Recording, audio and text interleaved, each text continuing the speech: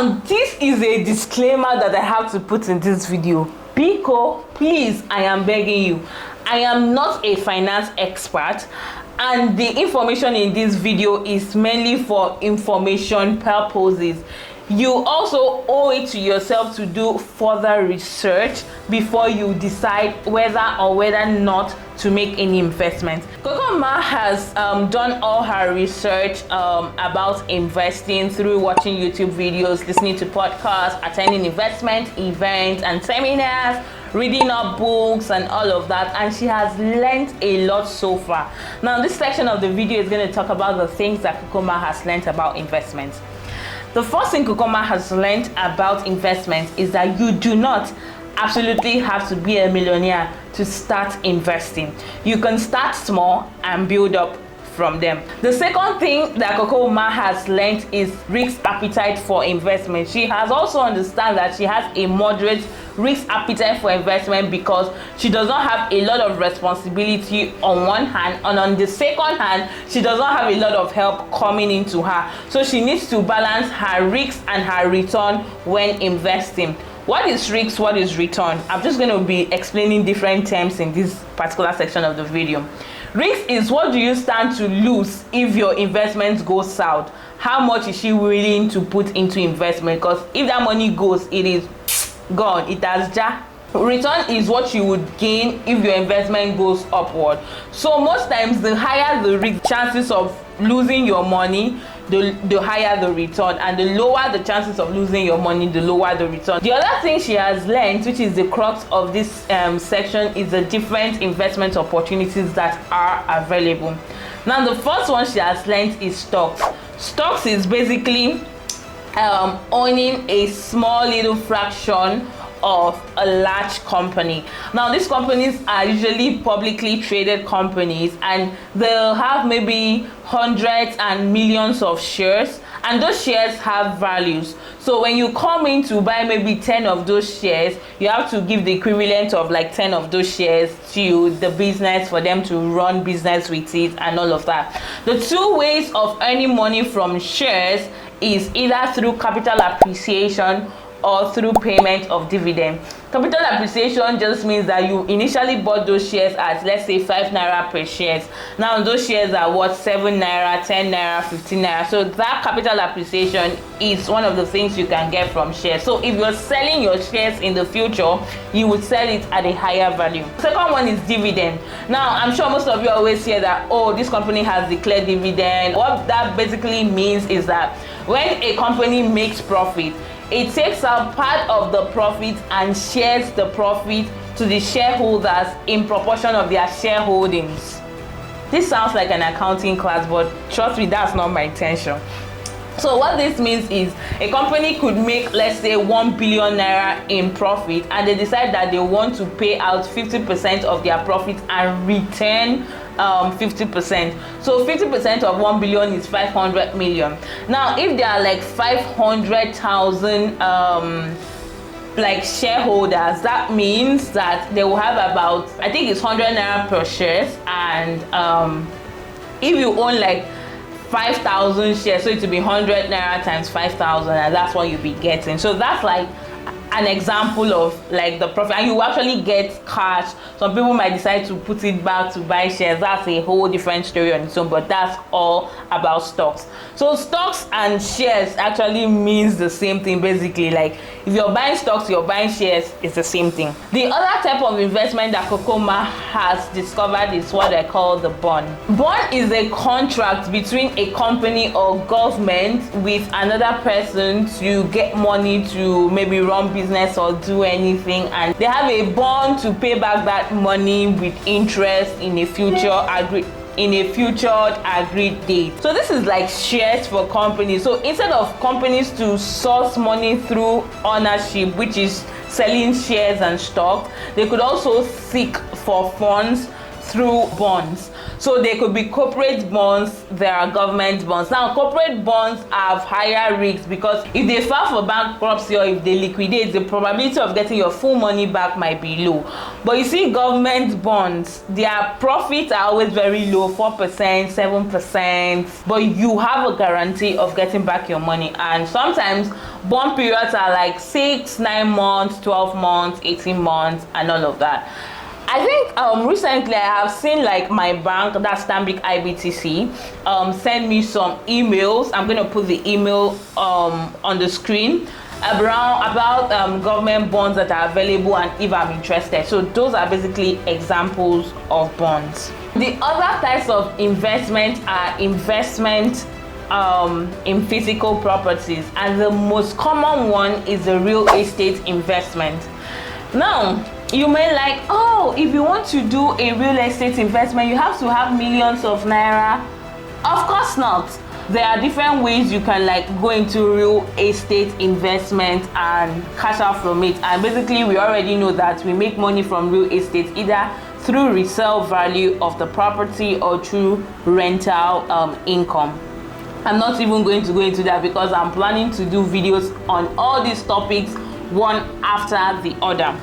Another investment opportunity is the certificate of deposit, which is popularly known as fixed deposit. So basically, if you have a huge amount of money, you can take it to your bank and get a fixed deposit. The percentage of fixed deposit, the last time I heard somebody in the bank talk about it, was between 4 to 7% interest. The minimum period for fixed deposit is 3 months, and you can have maximum period up to 5 years and all of that. So basically you could also try the CD, which is certificate of deposit, if you have a huge amount of money and you really do not know what to do with the money. That's also an opportunity, that's also an option for you. Now the other type of investment are alternative investment. I call them alternative investment because they are not your regular investment, and the risks in this investment are usually higher, but the returns are also higher. Example of this type of investment are the crypto investments. Now we all know how crypto can be turning on its own, and we also all know how people have made money from crypto and how people have lost money from crypto. So it is about buying currencies like e-currencies online, and when they are low, so when they've dipped, when they are maybe like at the lowest predicted value, and then selling them when the value goes up. Also, another alternative investment is forex. Kokomma now knows like the different investment opportunities for her, but what she's worried about is how she can actually tap into those investment opportunities. That is when I'm going to talk about some new terms that might be new to you in this video. Now, funds are basically the collections of investment. So they are like, when they say investment fund, so that's like a portfolio. I still say portfolio. So this is like a collection of like different types of investment. So sometimes it could be one type of investment but from different types. So what I mean is that there could be fund for shares, so they are holding shares for different companies. There could also be funds that is a mixture of shares, bonds, real estate, and all of that. So now let's talk about funds. The easiest way to actually go into stock and shares investing is through funds. There are two types of funds I'm going to talk about in this video. We have the mutual funds and the index funds. So what the mutual funds actually means is that you put in your money for an investor, and the investor, somebody is managing your funds for you, and the person's goal is to beat the market average. Do you understand? Like, the person is trying to like make sure he gets as many returns as possible. Now it could go south because the market could turn on its own and the person's calculation and prediction does not favor you or the portfolio. So basically what this person does is the person has access to buy shares from different companies. Now this person would do some analysis and decide, okay, I'm going to buy from these 10 companies, because if maybe tech is going up, oil and gas, for example, might be going down, so that would help balance it out. But he would try to balance it out in such a way that you're at the winning side, you're gaining more than just the balance. That's mutual funds. That's basically what they do. They help you choose this investment and invest on your behalf. Now index fund at the other end is they hold like a portfolio of different companies, and you are buying a pinch of everything in that portfolio. So that's what index fund is. An example of an index fund is the S&P 500 in the US. So basically that's the top 500 companies in the US. So they own a pinch of everything. So we all know the 500 companies cannot crash at the same time. So if one is crashing, another one like is going up, is gaining. Most banks have like mutual funds, like Stanbic IBTC. They have like mutual funds. So if I open my Stanbic app, you will see these mutual funds. I haven't really used it before. I don't know how effective it is, but you can read up on that and decide to use your bank's mutual funds. Now another way of investing in stocks and shares is going through third-party apps like Bamboo, for example. I am just giving you an example. I am not telling you to go and use them, but these are the examples I know, and I need you to go do your own research before you invest in them. So you could use the Bamboo app to buy like foreign shares, Nigerian shares, and like another way you can actually go into investing, especially for real estate investing, is through crowdfundings.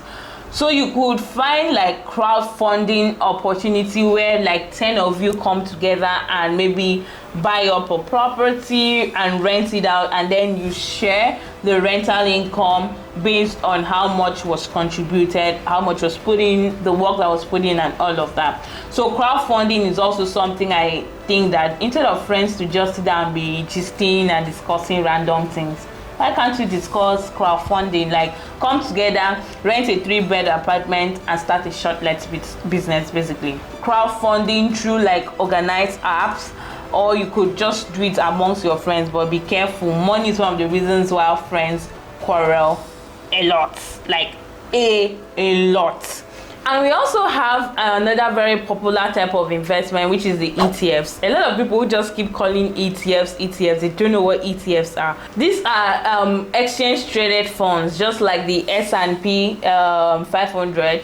They have like different stocks in the portfolio. So you can buy a unit of the ETF, and that unit means you're holding a tiny bit of all the companies that are in that ETF fund. I don't know if that makes sense. So basically what it means is that an ETF could have like about 20 to 50 companies in their portfolio, and then rather than going to think of which stocks or which shares, which companies should you buy their shares or stock, you buy like a unit of the ETF and automatically owns the stock and shares of all the 20 companies that are in that ETFs. Does it make sense? So that is also, it also looks like a mutual fund. It also looks like an index fund, but this is a bit different because it feels like you're buying shares, but that shares is like a share of different shares. Does that make sense? I don't even know what I'm saying at this point, but I just hope you get the gist, right? After gaining this knowledge, the next thing that Makamba did was to set a goal for herself and determine how she was going to get to those goals. She started investing, downloading the Bamboo app, calling her account officer to tell her account officer, I'm interested in the mutual funds with my bank, or talking to her friends and telling them about the crowdfunding opportunities to rent, to do a 15-year lease on a 3-bedroom apartment, furnish it and give it out on short lets. If you earn a certain amount of money and you're interested in investment, you want to grow your money, you can be like Kokomma, follow all the steps that Kokomma followed, and you would see yourself in the next 3 years being so proud of the things you've been able to achieve. Hey guys, don't forget to like, share and subscribe to this video. Because why? Because I want to grow my YouTube channel. Please guys, Share this video to your friends, family, loved ones, and please ask them to subscribe. Please tell them to subscribe, because I really need to grow my YouTube channel. Love you till I see you next time on another episode of Adulting with Bella, especially another personal finance 101 video. Bye for now.